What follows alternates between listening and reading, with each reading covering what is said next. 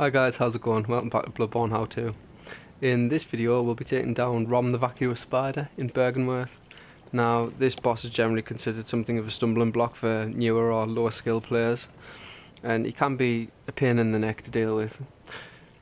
But there's two real ways of dealing with this boss. One way is extremely dangerous but very quick. The other way is much slower but a lot safer, and generally speaking has a better chance of success. So that's the way to do it that I'm going to show you in this video. Right, so before we get started, preparation for the fight. Attire. I'm wearing the Tomb Prospector garb, which you can buy from the Bath Messenger for not a lot really. I think the chest's about 18,000, the other pieces are 8,000 each. So not a great deal for this point of the game, but as you can tell, it's got excellent arcane resistance, and that's a big thing for this fight because two of the boss's biggest attacks deal arcane damage. So what are we using to attack the boss with? Right, well, he's marginally resistant to all forms of physical damage, so it doesn't matter whether you're packing blunt, slashing or piercing damage. He's resistant to arcane damage, he's a little weak to fire, and massively weak to bolt damage. So if you've got something like the Tornitrus, that'll make this fight much easier. As you can see, mine's only +4, so I'm going to stick to the threaded cane and just use some bolt paper. Right, so let's get into the fight. It's worth noting that if it's your first time attacking this boss fight, the boss won't actually be hostile until you hit him. But as you can see, my guy's hostile straight away because I've previously failed on this fight. Actually doing a previous recording for this video when I got hit by some fucking bullshit by these small spiders. So, strategy. The first strategy is people ignore the spiders. They just fucking blaze in and try and do as much damage to the boss as possible. And just try and zerg them down as quickly as possible. Now the problem with this particular strategy is after the boss has taken a certain amount of damage, he'll teleport to another section of the arena and he'll drop another wave of spiders in. So once he's done this a couple of times, you'll have a metric shitload of small spiders in the fight with you, and it can make it really difficult. Like, I mean, just look at this, it's difficult enough to get the boss through them as it is, but imagine when there's 3 times as many as this. So the problem with trying to zerg the boss down is you end up with like a critical mass of small spiders, which can be really difficult to deal with. So the way we're doing it is we're going to kill all of the small spiders in each wave before pushing to the next phase of the fight. Now, as you can see, I'm kind of prioritising killing the stragglers at the edge. That's because these spiders are quite aggressive, and if you just run in, they'll all attack you at once, and they can be a pain in the arse to deal with. And as I was previously mentioning about bullshit damage, they do like so much physical damage. They do a hell of a lot of damage. So we're just trying to pick them off one at a time. Now you'll notice if I attack them from the front, I do very little damage. Same with the boss actually. The boss has got a head that's very resistant to damage as well. But you'll notice with the smaller ones, after a couple of hits, I do full damage, which is usually enough to kill them off. That's kind of like, after a couple of hits you kind of like break their like face casing, I guess, and it lets you do full damage to them. Or you can attack them from the side and get full damage, or you can wait till they jump at you and land face first, and then you can usually kill them in one hit while they're still like stunned. So you'll notice the boss isn't actually attacking us right now, and he doesn't at all in phase 1. So that's even more impetus to kill all of the spiders. Even if you are going to try and zerg the boss down, I'd recommend killing the first wave of spiders at least. So we're going to run in now and we're going to do some damage to the boss. And once he's had enough, he'll teleport. Now as you can see, I'm still hitting him while he's teleporting and the damage is still counting, so that's worth doing. Trying to do as much damage as possible. Well, up to a point. If you do too much damage, like say if you do more than 2/3 in your initial combo, then look at me HP by the way. I know I've gone off tangent, but This is how dangerous the boss's arcane attacks are. Where it's done 3/4 of my HP off one attack. So, back to what I was saying. Hang on, I'll just avoid this. Yeah, if you do too much damage to the boss in your initial attack, then what will happen is he'll skip phase 2 entirely, and when he drops down he'll drop 2 loads of spiders at once, which puts you back to square one in terms of dealing with the spiders, and you might as well have just zerged them down.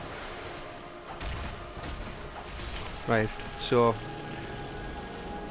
the boss gains attacks in this phase, and I'll talk about those now. Now, as you can see, he's done the missile one a couple of times. The visual cue for that is right there, he'll stand up sort of on his hind segment, raise his body into the air, and he'll launch missiles from the sky. Now, to avoid them, all you need to do is, if you get a head start, just run sort of perpendicular to the boss and sprint, and you can avoid them. It is possible to roll out the way as well, but it's easy if you get a head start. The other attack the boss has is he'll roll onto his back, and he'll launch pillars of energy from the floor, which you can see him do right here. How kind of you. See, and you get a second or two to move out the way, so that attack is much easier to deal with. Now, that kind of factors into our strategy for this fight, in the regard that the boss tends to favour that attack where he rolls onto his back if you're quite close to him. So we're trying to only pick off the stragglers of the small spiders and stay quite close to the boss.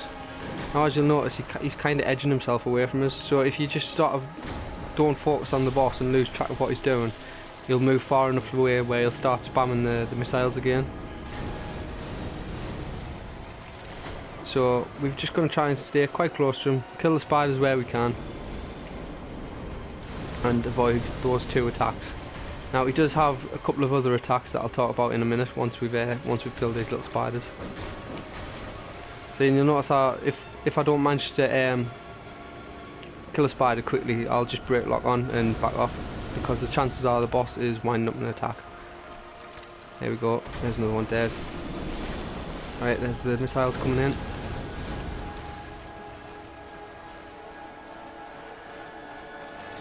And again.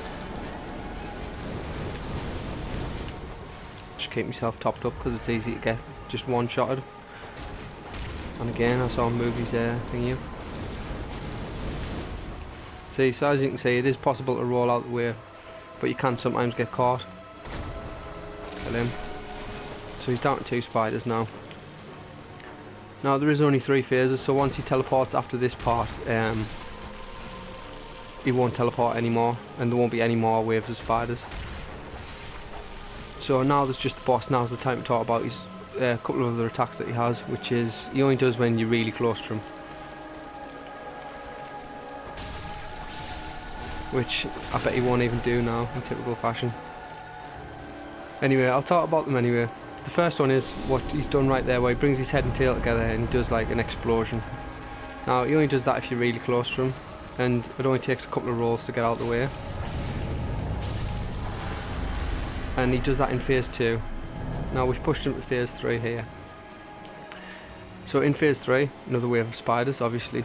But other than that, the only thing that changes for this phase is the boss gains another attack when you're close to him. And that attack is, he just sort of flails around in front of him, with his body, and it deals physical damage. It doesn't deal a lot, but it's a pain in the arse. And he tends to spam it a lot when you're close to him. So if you've got a weapon with some range, then that will help. If not, well, tough. But yeah, same as before. We're prioritising on killing the spiders first, but only picking them off one at a time, and avoiding the boss's attacks.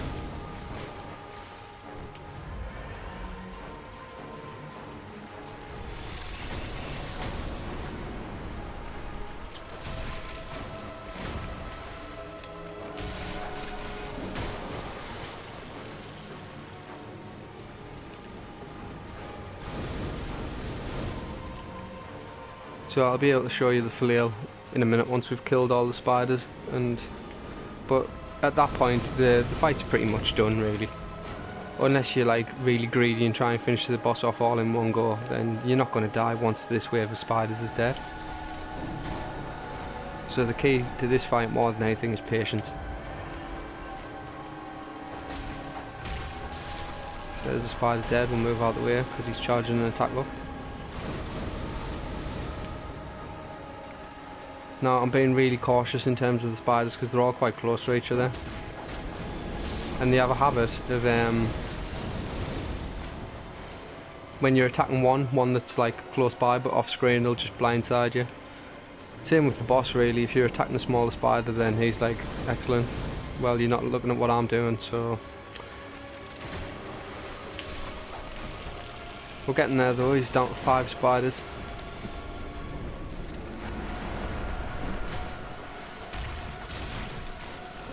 And if you notice I get hit, I back off because these spiders tend to do like a lot of stagger. And if you try and just go toe to toe, what usually happens is they win.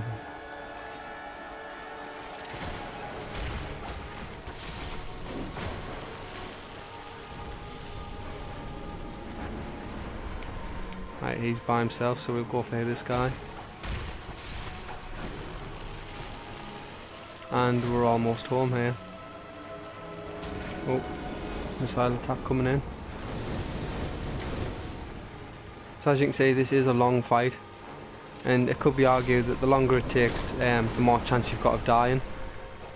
But I still think it's preferable and much safer than trying to just zerg the boss down.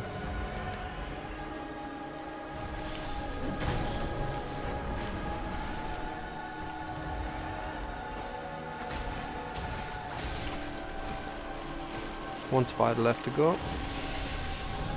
Just avoid this attack. Finish him off. And we're more or less clear. Right, so no doubt here when I go to attack the boss, you'll see that, oh fuck. Not paying attention. Right, we'll try that again. No doubt when I go for the boss here, you'll notice he really does his flail attack. Why am I suddenly getting hit by that all the time? Yeah. Oh no, that's the explosion attack. And again. And this part he tends to just spam it. And you can see how little damage I do when I hit him from the front.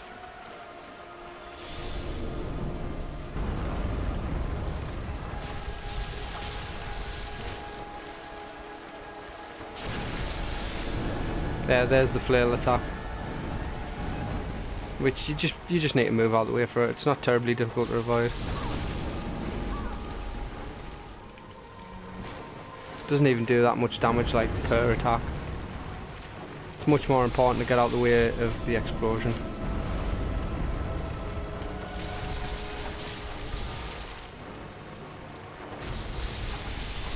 And there we go. Finally got the kill. So yeah, that's all there is to it. So a quick recap. Phase 1, the boss doesn't attack, kill the spiders. Phase 2, the boss gains the ability to do an explosion when you're close to him, rain missiles from the sky or energy from the floor. So keep an eye on what the boss is doing, watch out for his cues and slowly pick off the spiders again. Push him to phase 3. Phase 3, kill the spiders and finish the boss off. Now as you can see, that took a little bit longer. But it's definitely the safer way of doing it, and you'll probably have more success doing it this way than just trying to zerg it down. So hope this video helped guys, and I'll catch you next time on Bloodborne How To.